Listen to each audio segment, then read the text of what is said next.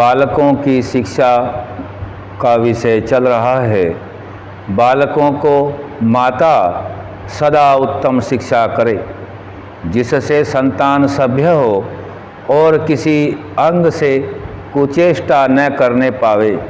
जब बोलने लगें तब उनकी माता बालक की जीवा जिस प्रकार कोमल होकर स्पष्ट उच्चारण कर सके वैसा उपाय करे कि जो जिस वर्ण का स्थान प्रयत्न अर्थात जैसे पै इसका ओष्ठ स्थान और स्पृष्ट प्रयत्न दोनों ओष्ठों को मिलाकर बोलना, ह्रस्व दीर्घ प्लुत अक्षरों को ठीक ठीक बोल सकना, मधुर गंभीर सुंदर स्वर अक्षर मात्रा पद वाक्य संहिता अवसान भिन्न भिन्न श्रवण होवें। जब वह कुछ कुछ बोलने और समझने लगे तब सुंदर वाणी और बड़े छोटे मान्य माता पिता राजा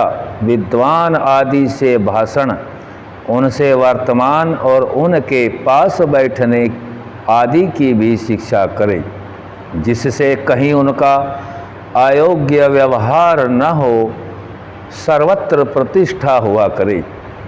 जैसे संतान जितेंद्रिय विद्या प्रिय और सत्संग में रुचि करें वैसा प्रयत्न करते रहें। व्यर्थ की क्रीड़ा रोदन हास्य लड़ाई हर्ष शोक किसी पदार्थ में लोलुपता ईर्ष्या द्वेष आदि न करें। उपस्थेंद्रिय से स्पर्श और मर्दन से वीर्य की क्षीणता नपुंसकता होती और हस्त में दुर्गंध भी होता है, इससे उनका स्पर्श न करें। सदा सत्य भाषण शौर्य धैर्य प्रसन्न वदन आदि गुणों की प्राप्ति जिस प्रकार हो करावें। जब 5-5 वर्ष के लड़का लड़की हों तब देवनागरी अक्षरों का अभ्यास करावें। अन्य देशीय भाषाओं के अक्षरों का भी ज्ञान करावें। उसके पश्चात जिनसे अच्छी शिक्षा विद्या धर्म परमेश्वर माता पिता आचार्य विद्वान अतिथि राजा प्रजा कुटुंब बंधु भगिनी भृत्य आदि से कैसे कैसे वर्तना, इन बातों के मंत्र श्लोक सूत्र गद्य पद्य भी अर्थ सहित कंठस्थ करावें, जिससे संतान किसी धूर्त के बहकाने में न आवे और जो विद्या धर्म विरुद्ध भ्रांति जाल में गिराने वाले व्यवहार है उनका भी उपदेश कर दे, जिससे भूत प्रेत आदि मिथ्या बातों का विश्वास न हो।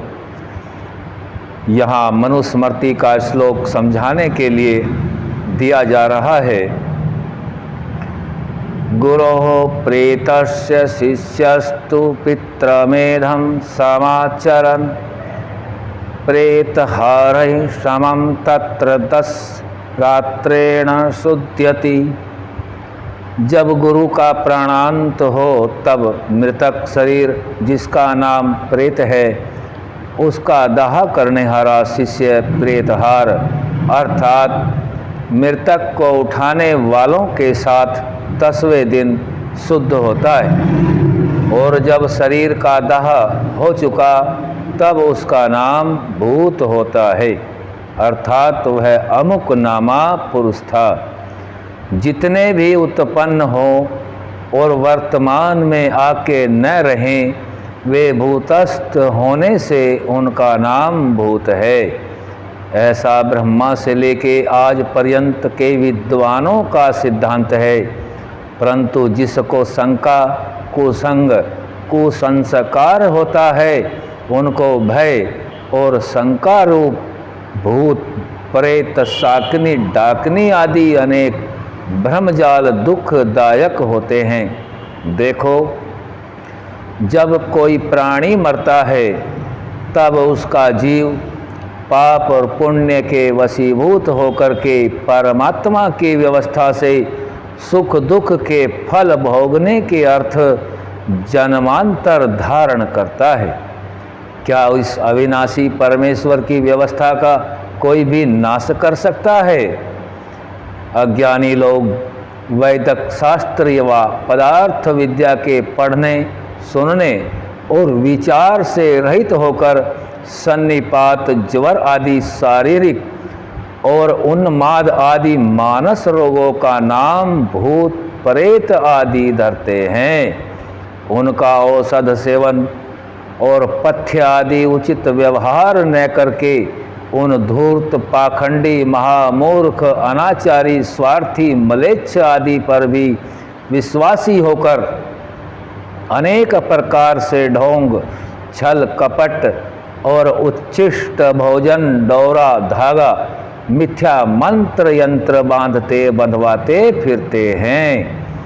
अपने धन का नाश, संतान आदि की दुर्दशा और रोगों को बढ़ाकर दुख देते फिरते हैं। जब आँख के अंधे और गांठ के पूरे उन दुर्बुद्धि पापी स्वार्थियों के पास जाकर पूछते हैं कि महाराज, इस लड़का लड़की, स्त्री या पुरुष को न जाने क्या हो गया है, तब वे बोलते हैं, जे धूर्त बोलते हैं, पाखंडी बोलते हैं, इसके शरीर में बड़ा भूत, प्रेत, भैरव, शीतला आदि देवी आ गई हैं। जब तक तुम इसका उपाय न करोगे तब तक ये न छूटेंगे और प्राण भी ले लेंगे।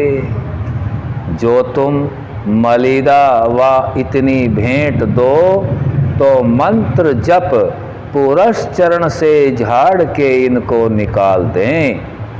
तब वे अंधे और उनके संबंधी बोलते हैं कि महाराज, हमारा सर्वस्व जाओ, परंतु इनको अच्छा कर दीजिए। तब तो उनकी बन पड़ती है।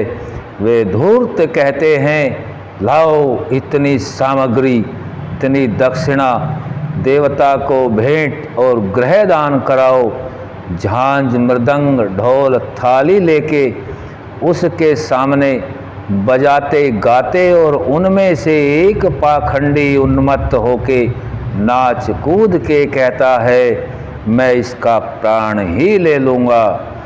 तब वे अंधे इस भंगी आदि के नीच के पगों में पड़ के कहते हैं, आप चाहे सो लीजिए, इसको बचाइए। तब वह धूर्त बोलता है, मैं हनुमान हूँ, लाओ पक्की मिठाई, तेल, सिंदूर, 1.25 मन का रोट और लाल लंगोट। मैं देवी का भैरव हूँ, लाओ 5 बोतल मद्य, 20 मुर्गी, 5 बकरे, मिठाई और वस्त्र। तब वे कहते हैं कि जो चाहो सो लो।